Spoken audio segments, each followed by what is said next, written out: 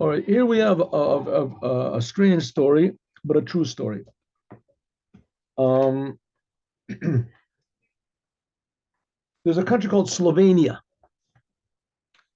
and when the Iron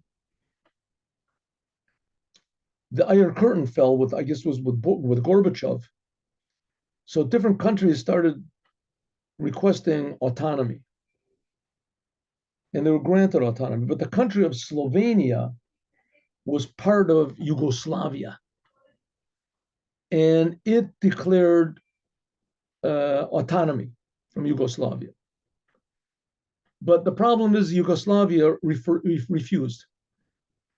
They said, we're not going. Now, Slovenia is a very rich area.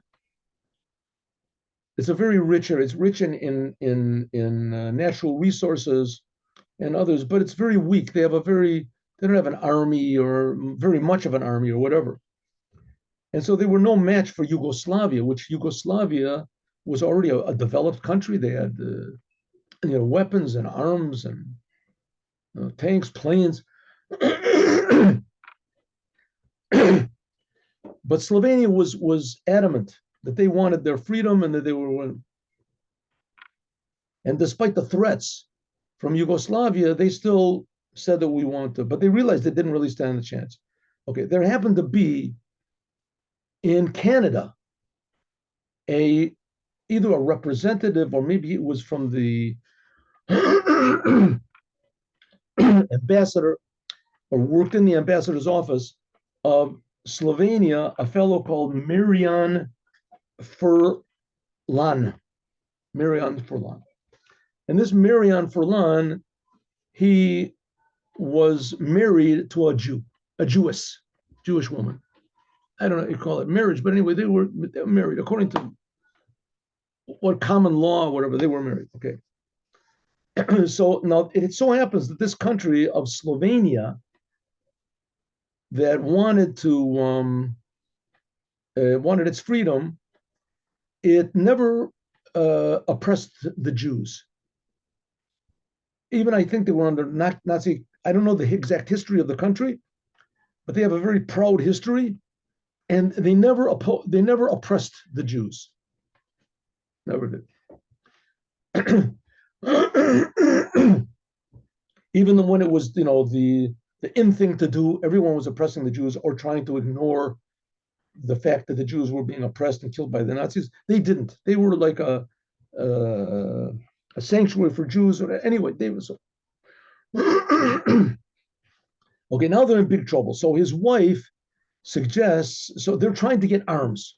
They're trying to get weapons for the little army that they've got. So at least they stand some sort of a chance. They can, and no one wants to give. They can't find anyway. So his wife suggests that maybe they should go to the Chabad house. There was a Chabad house over there, and that they can connect them with Israel, and Israel will sell them weapons.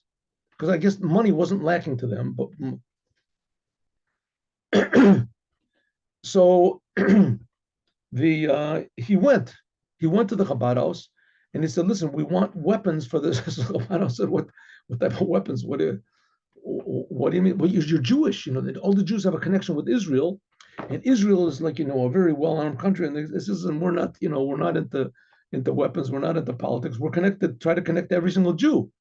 But we haven't got an army. We're not trained for army. We don't have any weapons. We don't have access to weapons. I don't know. But we do have access to something which is much more effective than weapons, and that is the Lubavitcher Rebbe.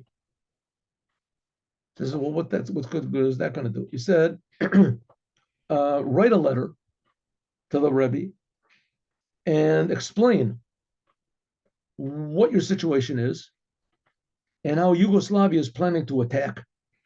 And ask the Rebbe for a blessing. This part of the story I sort of don't remember. I don't remember if this fellow, this non-Jew, this Miriam Farlow, if he himself went in front of the Rebbe or not. I think it was even at dollars. The Rebbe used to give out dollars every Sunday. I'm almost sure that he did go in front of the Rebbe. He went in front of the Rebbe. And he wrote a letter, first of all.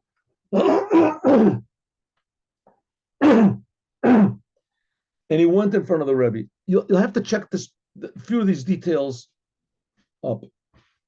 Anyway, he went in front of this Chabad representative, took him to the Rebbe, and they stood in line, and they passed by, and the Rebbe gave him $1, said, "This is for you." I think another one for his wife, and this is for your country. This is for your country. He says, "But Rebbe, they're attacking. They're going to attack." And the Rebbe said, "This is for your country." And if I'm not mistaken, the Rebbe said, "You have nothing to worry about. Everything will be all right." So he went back home. He was hoping. They called him up from Slovenia the next day, and they said, "You don't understand what a big miracle happened."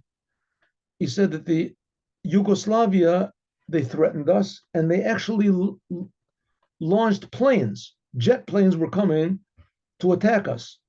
And for no reason understandable, they stopped. The planes stopped and they went back to their base. And now they're actually considering giving us autonomy, which they eventually did. They eventually gave them autonomy. So they checked, and it was exactly the time when the Rebbe would say, "You had nothing to worry about." That was the time that the plane stopped and they turned around. And afterwards, they published a little booklet about, because as soon as they declared, autonomy, as they put out a little book commemorating, this great day and the celebrations, they passed out the book. And in the end of this little pamphlet, it says, "And our great gratitude to the Lubavitcher Rebbe for his blessings that saved the country." And so, you can look this up in Google it in Slovenia. I don't know if it'll tell the story about the Lubavitcher Rebbe, but it could. But if you Google Slovenia and Lubavitcher Rebbe, you'll probably see the story.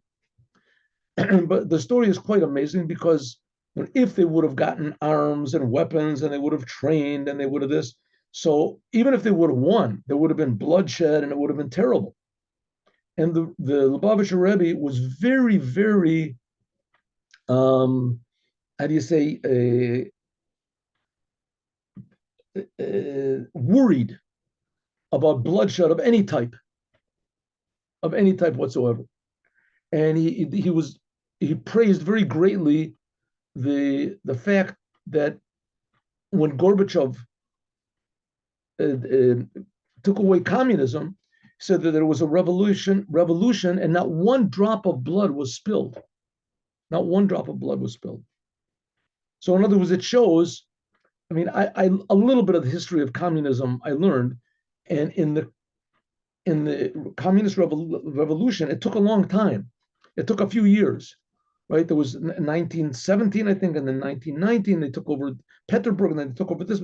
Anyway, and there were all these factions that were warring one with the other. In the end, the Red Army won, the Bolsheviks with Trotsky and this whole thing won, but they estimate that up to 2 million people were killed. They just killed each other. And then in order to continue communism in Russia, they say that Stalin killed up to 50 million people. In other words, to keep it going and to make a revolution on the Rebbe's terms, nothing happened whatsoever. No one was killed. No one was killed. It was quite amazing.